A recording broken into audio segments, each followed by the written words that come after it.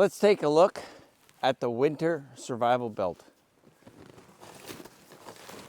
Now let's go over some key features of this winter belt kit so that you can understand its purpose and the reason why it works extremely well with the kit you already have inside of your smock. Now in the winter time, a cross draw with your knife is one of the best ways to carry a knife in the wintertime because you're dealing with a lot of excess bulk with your coat and things like that. So if you're trying to pull your knife up vertically, your clothing can really tend to get in the way.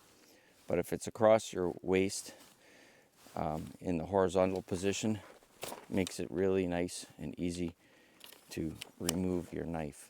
To keep the tech lock connector from popping open, especially when you're skiing or snowshoeing, so you don't lose your knife, I've zip tied the tech lock closed so that way it permanently will not open.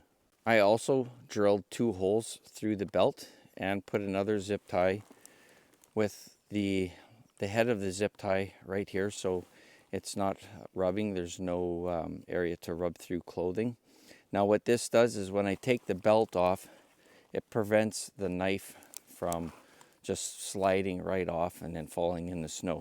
So this locks it and secures it in place on the belt. So one set of ties to keep the tech lock closed and one other zip tie to keep the knife from falling off the belt when you take it off.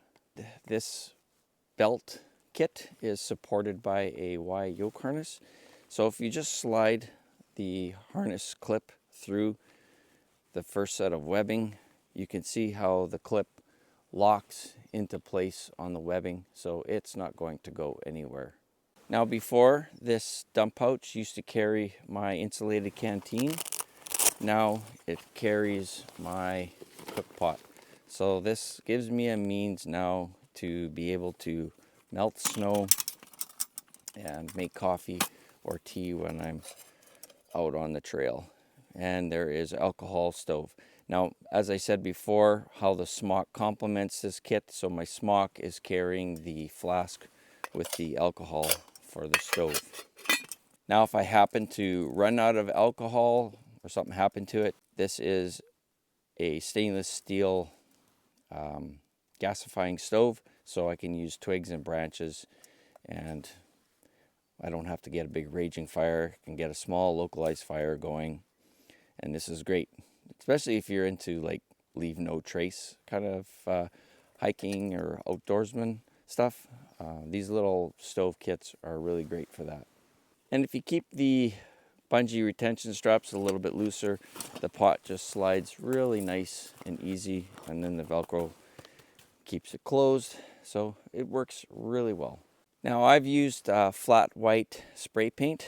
As you can see on the dump pouch, this is the spray paint from last year. So it gets a little bit of a wear look, which really adds to the camouflage effect, especially like out in the spruces.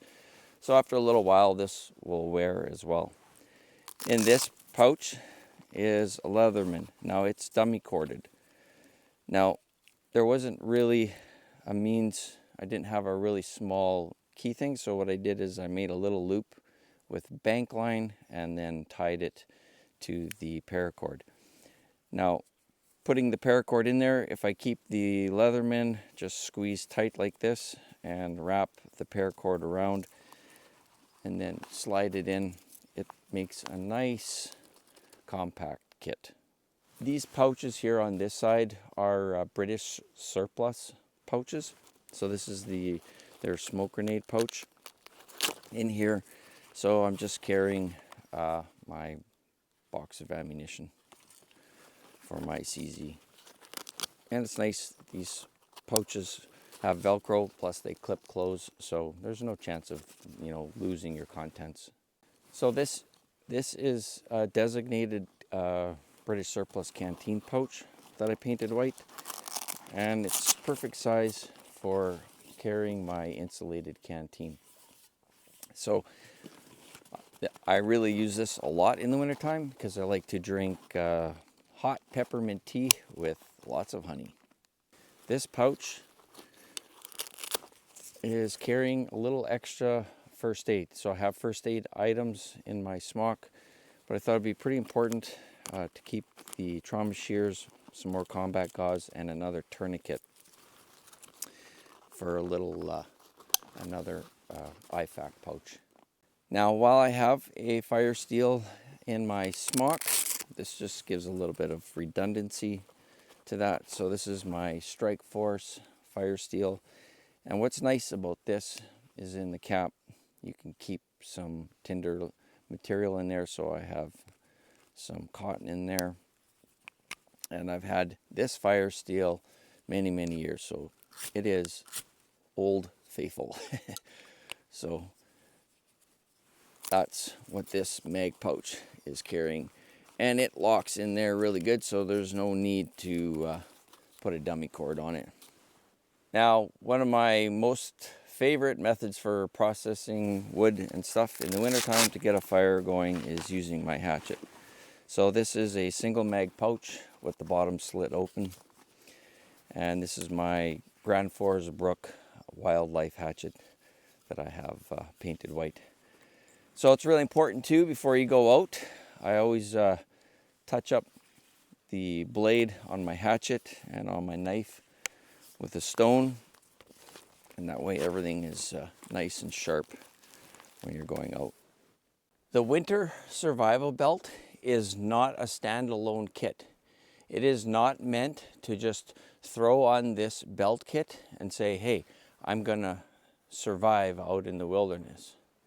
Albeit you can to a certain point. The whole purpose of the winter survival belt kit is to work in conjunction with the kit that I already have inside of my smock. One of the reasons for the winter survival belt is to eliminate a backpack. So that is to eliminate all kinds of excess weight.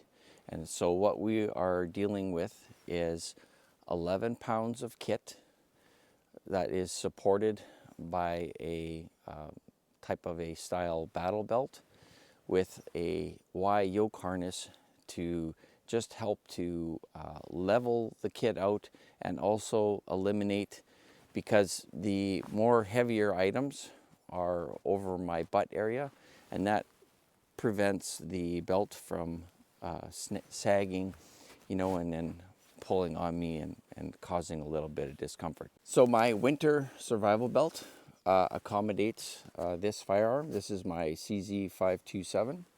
The winter belt kit is really easy to take off. There's just a little button here to release the mechanism, and then just like that.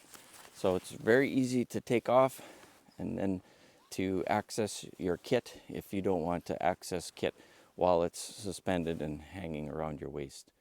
Now, this doesn't cinch up a lot because I've got lots of layers on, but it catches on a couple of the mechanisms, so locks it in place and then ready to go.